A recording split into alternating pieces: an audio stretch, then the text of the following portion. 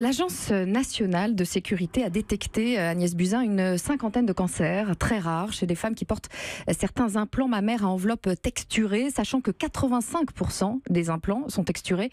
Les femmes qui en portent doivent-elles s'inquiéter ? Alors non, bien entendu. Aujourd'hui, il y a entre 400 000 et 500 000 femmes qui portent des implants mammaires en France.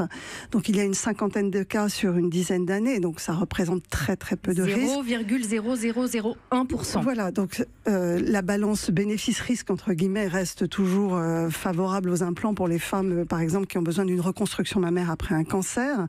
Par contre, il faut, quand on a le moindre signe au niveau d'un sein, c'est-à-dire une inflammation, une douleur, un sein qui grossit, il faut aller consulter. Ce sont des recommandations qui avaient été déjà données aux femmes et aux professionnels il y a quelques années après le scandale des prothèses mammaires PIP. Et si les implants texturés sont interdits, finalement, les femmes qui en portent vont avoir envie d'en changer, est-ce que ce sera remboursé ? Alors aujourd'hui, nous sommes en train de reprendre les recommandations pour savoir ce qu'il faut proposer aux femmes.